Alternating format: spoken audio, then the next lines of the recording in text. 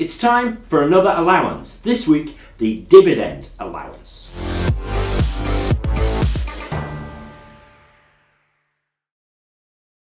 Yes, more changes in the world of income tax from April 2016, which you need to understand. Now, the dividend allowance simply states that the first £5,000 of dividends you receive in any one tax year is tax-free. That's got to be good, right? What's happening is that the revenue and the government are cleaning up the old-fashioned, arcane way that dividends are taxed and making it a lot simpler. Unfortunately, particularly if you're a business owner who pays yourself in dividends, you're probably going to pay more tax as a result. But if you're just an investor and your shares on funds produce less than £5,000 worth of dividends each year, then you're going to pay no tax at all. Now, what is a dividend? Well, if you hold shares in a company, you hold a tiny slice of that company. And that tiny slice gives you the right to two things. Firstly, you can vote on company decisions. Most people don't bother very often.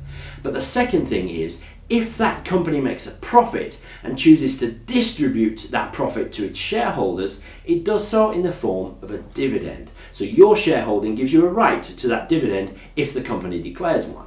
Now, some of us hold shares in companies, but many more people hold funds, which themselves hold shares. And very often funds produce an income, and that income is in the form of dividends too. Now, if the first £5,000 worth of dividends per year is tax-free, what does that stack up at? Well, if you can get a fund or a share which produces, say, a 3% yield, that means you can hold 166,000 quid of those shares and get your dividends tax-free.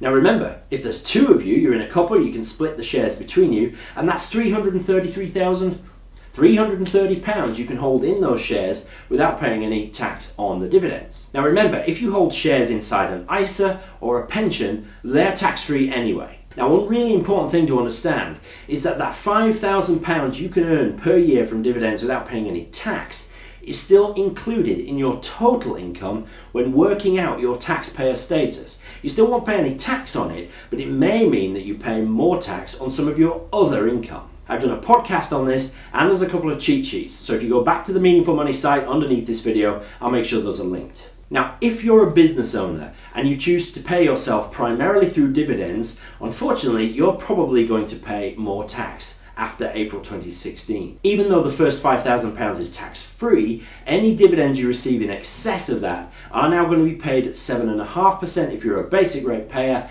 32.5% if you're a higher rate taxpayer, and, get this, 38.1% if you're an additional rate taxpayer. So what should you do? Should you make any changes? Well, if you've got lots of shares or lots of money in funds which hold shares, pensions and ISAs are still the best place to hold them, almost certainly.